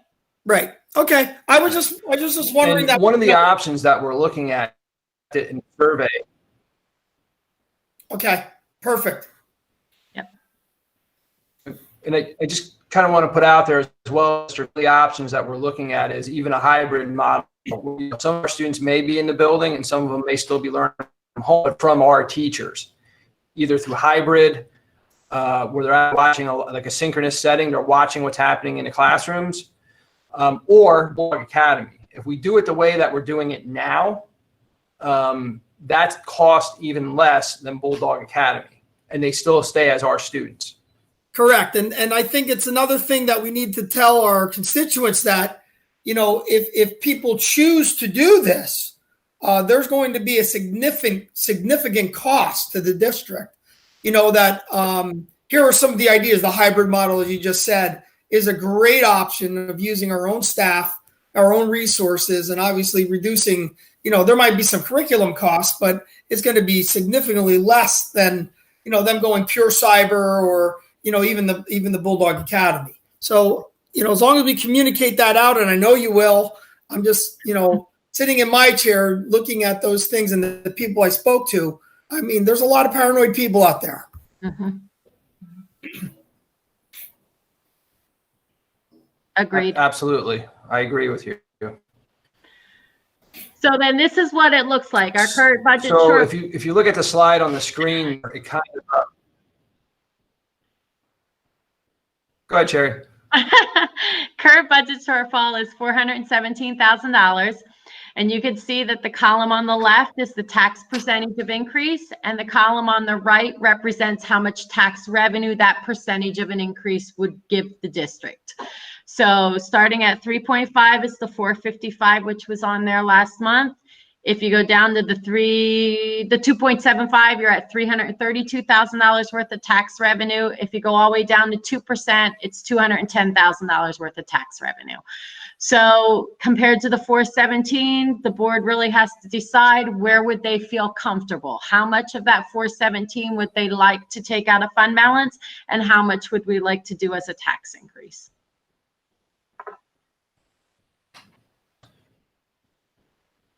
And then we're just going to kind of break it down for you by county and what the impact on the property owners would be. So Sherry, if you want to walk them through this one as well. Sure. So the red lines on both of them is the tax bill that they would have received in the 1920 school year, based on the millage rate at that point in time. So a median assessed value home in Lehigh County of $149,000. Their tax bill was $3,354 last year. So that 3.5% increase, if we did that as we presented in May, their tax bill would go up $137, and that $3,491.67 is what their new bill would be. That equals out to $11.43 a month, $264 a week, or 38 cents a day. So as you step down, you're going to see that the tax increase in the bill amount that they're going to receive is less. So if we look at the 3.25, their tax bill will go up 128, the 3%, 120, and so on. So if you end at a 2%, someone from Lehigh County with a median assessed value home is going to pay $86.50 more in their tax bill for next year. Northampton County, on the other hand, is a little bit different. They are, their tax bill and their median assessed value last year would have been $3,026. 3.5 because we walked through this last time, all because of that STEB ratio and the fact that Lehigh County went up by 14 million and in assessed value, and Northampton County went down by 2 million. So their 3.5% was only showing them a $20 increase, and then their tax bill would have been $3,046. So as you step down there, then you're going to see what their tax bill. So the 3.25 is only a $12.94. 3% is a $5 increase. Then if you go below the 3%, their tax bill this year will be less than what they paid last year, which is why I highlighted them in yellow so that you can see they're actually going to be paying less of a tax bill than they did in the prior school year. Just in case, if you decide to go in that realm, you might have people who ask you that question. It's all because of the STEB market value ratio and the equalization of mills between counties that this happens. And next year, it could be the exact opposite. If we would do something like this, Northampton County could have more of the cost and Lehigh County would be a savings. It's just the way the STEB's market value worked out this year.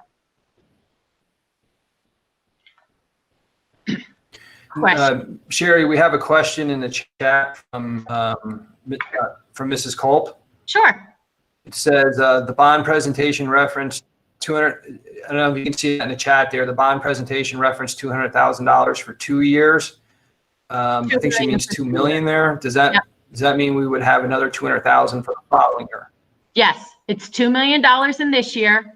And we would also see $2 million less next year as well. Our debt service payments will go from what was probably roughly about $3.1 million down to like $800 or $900,000. Yep, for the next 2 years. Sherry, this is Michelle. Could I see the previous slide just quickly? One more Sure. time? Go ahead, Matt. Oh, sorry, Matt. Sure. I'm going to ask Mrs. Culp. Mrs. Culp, if you can hear us, can you enter in the chat if that answered your question or not? Okay, Michelle. Thank you, Matt. And Mrs. Culp says, yes, that answered your question. Yep. I'm done, thanks. Oh, okay. So we'll open it up for discussion to the board members, you know, what they would like to do for tax increases. After the presentation from the bond issue, that we have enough to cover, I will go with no tax increase, only because who knows what our incoming year is going to be. We don't know. So if we're able to use as less that we can out of fund balance and not increase the tax, I'm favored for that. Okay, and I'm just going to throw this out there just so everybody understands this. If we do a no tax increase, it does not mean a no tax increase. Lehigh County residents will see a tax increase, and that's due because of the STEB equalization of mills and everything. They will still see a tax increase because you cannot, the formula that PDE has driven into the CFRs for the budget that we have to use, there is no way to make it a zero tax for both counties because of the fact of that equalization of mills between the two counties. So Lehigh County will definitely see a tax bill increase and Northampton County will not. Do we know how much that will be? Do not. I mean, I can figure that out and send that out in our update of the median assessed value home. I could do that then for you and send that out in the weekly update at the end of the week. Thanks. I think that's just information we're going to need to have when we are answering these questions next week. Mm-hmm. Thank you. Sure. I think that will be a good point that when we do have a discussion, just that last part, if we do choose not for the increase. However, there will be an increase for Lehigh County because of that situation, Sherry. Mm-hmm. Mrs. Culp says that she would support Northern Lehigh announcing a 0% tax increase, but would explain to Lehigh and Northampton the reason for the increase. Mm-hmm. And I agree with her. That's why I pointed it out.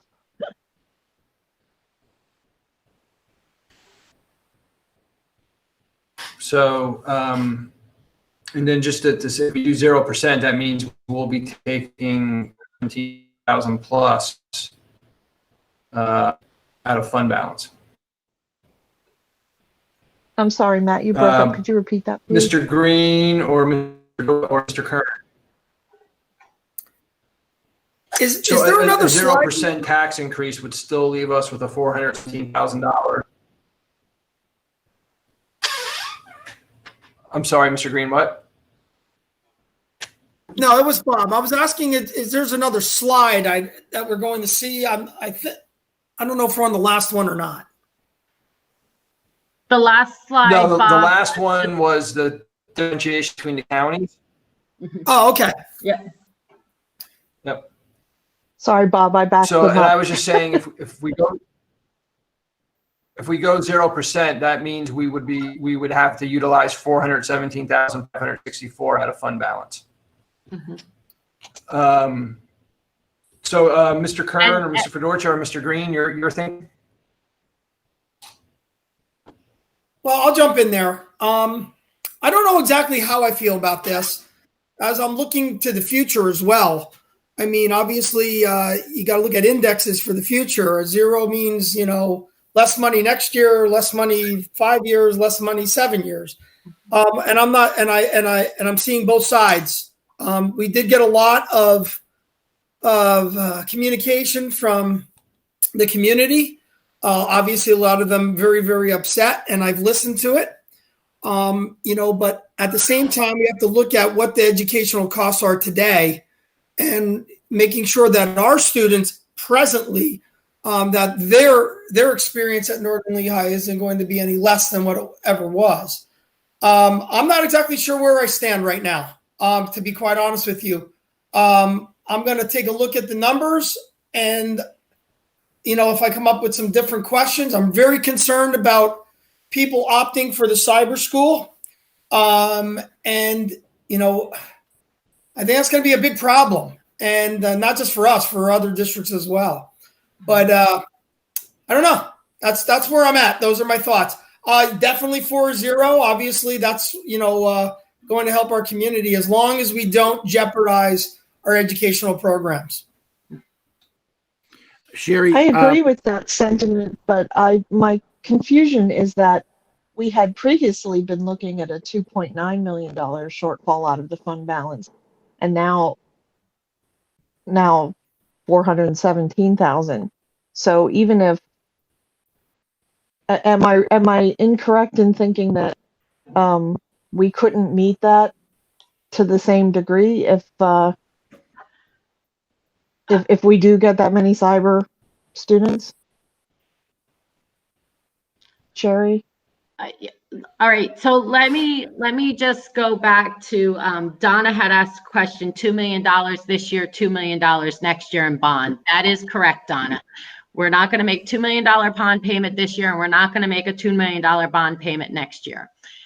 In this current year's budget, where we were $2.9 million short, if you remember, there were no one-time purchases in that budget.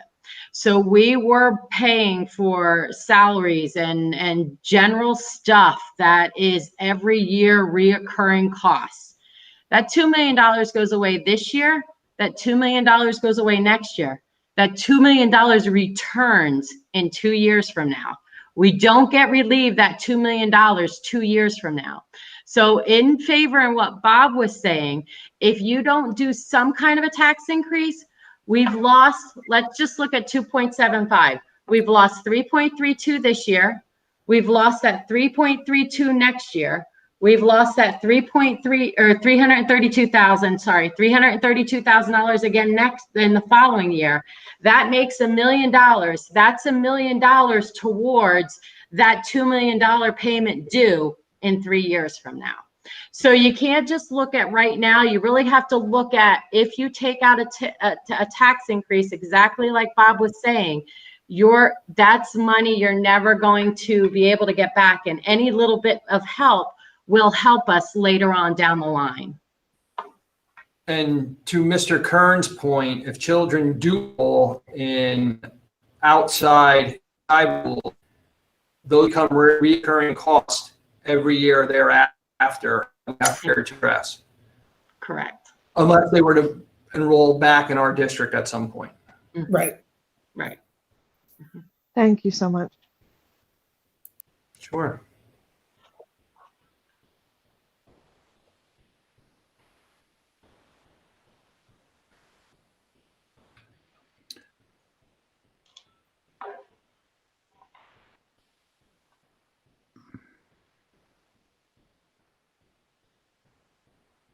So we can present the same presentation to the full board again on June 8th. We know that we have another opportunity for the board to come together and continue the discussion. So we are prepared to do that. You don't, and we don't have to come to consensus tonight to make a firm recommendation on June 8th. We can just present it to everyone on June 8th again.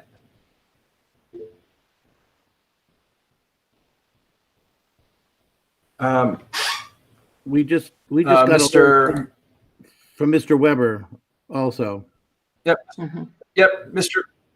Weber, one of our elementary specialist teacher and also the president of the NLEA. He put into the chat box that he's concerned with the decision to not raise taxes. This leaves little room for contract increases for staff in the future.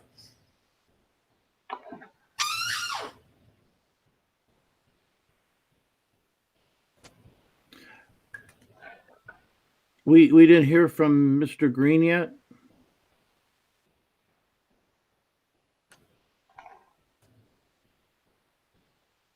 We have not.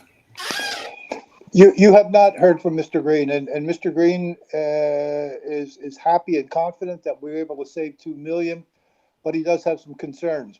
I think 8 out of our 9 board members, as someone stated, were willing to vote to take almost $3 million out of fund balance a couple of weeks ago. Now we're saying we can do a tax increase and only take $500,000 out. So on the surface, if we stop right there, that sounds pretty good. However, there are some consequences in this budget with one-time funds and ongoing funds. And I think we have to shake that out before we can just say, oh, let's do this. For example, as Sherry pointed out, the bond savings in 2 years are going to come back and we're going to need $2 million more. I'm not quite sure where that's going to come from in 2 years, but that's a potential big number to have to make up. So if you could envision, we'll be right back where we started, but I don't think we'll be in any worse shape than we are now, because we have to come up with another $2,417,000. That's still only 2.4, and we were willing to do 2.9. If I'm talking around in circles, that's where my head is at this point in time. I'm not 100% sure. I like the concept of a zero tax increase, but at the same time, I'm not sure what that's going to do for us in the future for our educational needs. And that's my first concern, is the educational needs of the district. Are we going to have the funds to replace that? And I think I need to cogitate on that for a while. I'm just not 100% certain how it's going to work at this point in time, and then bring a music teacher back, as we talked about, that's another $50,000 you're going to have to throw in. So, there are some long range consequences that we have to keep in mind. So I honestly, I can't say for sure that I'm willing to vote for no. I think I'm leaning in that direction, but I'm not 100% certain. So that's the best I can give you at this point. Okay, thank you, Mr. Green, and thank you, everybody else. And this is Gary. I kind of waited till the end. One of the things I will say, I think we cannot really make a decision tonight. Number one, it's a committee meeting only, but I think there's a number of board members that need to hear the same presentation. But what is really nice for all of us hearing it tonight is that we have an opportunity now to really mull this over and think about it. And if we have questions, let's get those questions to Sherry and Matt, so that we can get some good answers next week. My sentiments are much like Mr. Green's. I don't think any of us really want to see a tax increase today, especially with the conditions. But if we can always have a low tax increase, it's better looking for the public. But that's not always the best for education. So from my aspect, I'm kind of glad to hear everything tonight. And I like Mr. Green, need to mull this over and think this over before we get there. I know sometime in the past, I was always accused of raising taxes. I don't want to be in that position this time, but I think we have to really seriously look at where our budget will go for education, because that's what we're here for, people. We're here for the education of our kids, and there's too many unknowns out there. So thank you, Mr. Green, for your comments and everyone else's, and that's where I stand, Mr. Link. Thank you, Mr. Mr. Link, Fedorch. I don't know if I will note actually. that there was another comment. Sorry, this is Mrs. Martineau. I don't Go know ahead. that I leaned for you one way or the other, but I, of course, thank you everybody for helping me mull this over. I, at this point, also agree with Gary and Matt and Bob that we need to sort of think about this. I at this point would not want to see a tax increase, but after hearing the consequences for us in a couple years, I do think that requires some more serious consideration. And I appreciate Sherry and Matt and everybody and Matt Green for helping it frame that for me. I'm not the math person, and I do appreciate it. Sure, absolutely. We want everybody to make an informed decision when you do make your decision. Mrs. Culp did enter into the chat that her words, I agree with Northern Lehigh being responsible with the budget. However, other districts can't meet their obligations. Will they get bailed out from state or federal sources? To be honest, Mrs. Culp, I don't know what the state would do for other districts as far as any sort of bailout. I can't speak to that. I don't know, Sherry, if you would have any insight into that.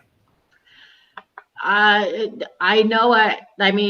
At certain point in time, I know if schools are in any kind of distress and stuff, the state can come in and take them over, but that's all I know. But I don't know if that has to do with financial end of things or if that's more education end of things.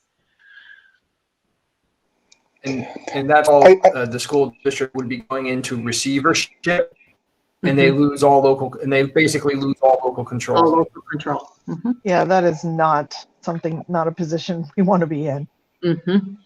That means I won't have to go to all these Zoom meetings anymore. Someone else will. But you're becoming an expert at them. Unfortunately. But anyway, that's I drift intentionally. I think it's important to keep in mind that even though we could be stressed out in the next couple of years, there are a lot of districts out there that are really in a lot worse shape than we are. I look at Allentown, for example, and I think the last I heard, they're still $10 million short. Now, to answer someone's question, the state did come in and bail them out next year. Our state senator pulled some kind of strings, and all of a sudden they got an extra $10 million for Allentown. Don't know how they did it, but again, this year they're looking at budgets that are millions and millions and millions of dollars short, and they have nothing in a reserve of any kind. And there's other districts out there, I know, talking to different directors who have very, very limited capital reserve budgets of any type, whether they're designated fund balances or just open fund balances. So I think on a percentage and proportionate basis, Northern Lehigh is in pretty good shape there. So if the state does make some drastic moves, I don't think we're going to be at the head of the pack to see that happen. And that's what gives me a little bit more comfort maybe to say we don't need the tax increase, because we'll still have, worst case scenario, for another 2 years, we should have maybe $7-8 million in a reserve. I don't know exactly, but we're not dry yet. So that's all I wanted to say. Thank you. Yeah, I agree. This evening brought some good news for today and for next year, but I just don't want to lose sight, for year 3, year 4. what we might be, we don't know what we're going to be facing. And I just don't want to make a rash decision today, because it looks good on paper today. And then 3 years from now, we're kicking ourselves in the butt because, we didn't think it through. That's all I'm saying. I have no idea where I'm at with this. I know my heart leans to a 0, to be quite honest with you, but my crystal ball tells me don't do that. So that's kind of where I'm at.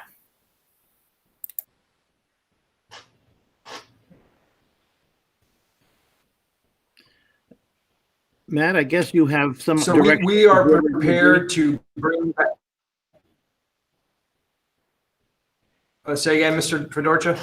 I was just going to say, I think you have kind of a direction of where we need to start looking at and preparing for Monday night. And if it's the will of the committee, we would like to present this to the full committee Monday night, kind of highlighting some of the areas again, and then opening it up for discussion, knowing that you don't have to place your final vote until June 22nd. Jerry, do you think it's possible that you may be able to email us those last 2 slides so we can, again, look at that and see if we go either with a 3.5 or a 2.5, considering what we really need and what additional money is going to be paid by the taxpayers, depending on the tax increase. If we could do that, I'd appreciate it. Sure. When we do present Monday evening, I would like to be able to say that this committee supports the other recommendations, that they support the bond finance, they support the bus contract, they support the staffing recommendations, and they support the usage of the CARES and PCCD fund, and then go into the conversation about the tax increase. I agree with that, Matt. Are you comfortable with that, board members on the committee? I have one question, Mr. Link. Did anybody speak to the music teacher involved about? Yes, Mrs. Bo. Those conversations happened this morning. I spoke with the association president, Mr. Weber, and our building principals, and Dr. Stoker spoke with, or actually our building principals spoke with the music teachers. Okay, very good. Then you have my support. Thank you. Mrs. Culp is saying she's fine with the items I referenced leading up to the tax increase conversation. So I feel like we have direction for Monday evening. I appreciate everyone's conversation and input this evening. I have one question before we adjourn. Just before I got onto the meeting tonight, my wife said something to me that she got some kind of a Facebook or a text or something that there are major financial difficulties in the South. I think she said, was it Salisbury or Southern Lehigh School District? Salisbury. Did anyone hear anything about that? That there's crap going on down there, major financial problems? Did anybody hear anything about that? Mm-hmm. I guess Sherry, Matt, the people. No, you heard nothing. I don't know. Wouldn't be comfortable commenting on all that. I don't know. Yeah, I don't know. I don't know of anything. Okay, I just wondered if you heard anything. I did not have a chance to read the information. She just got it just 5 minutes before I was sitting into the meeting, and I wonder if you heard anything. But if not, it's not something we need to address. Parent of a Salisbury student, and they're canceling art and physics and all kinds of. But again, it was a Facebook post. So it was a Facebook post. It may have only been one parent who was upset because her daughter was in a particular class that got cut, i.e. see one of the high school kids who was really taking band and now can't take band because even though they're the only kid in the class, there's problems. So we'll put that on hold. Just wondered. Thanks. Okay. Thank you. Okay, so again, it looks like we have direction for Monday evening on what to bring back to the full board. Mrs. Culp, I know your mic's not working, but you've been manipulating the chat box nicely this evening. Are you comfortable as the chairperson with us closing the meeting?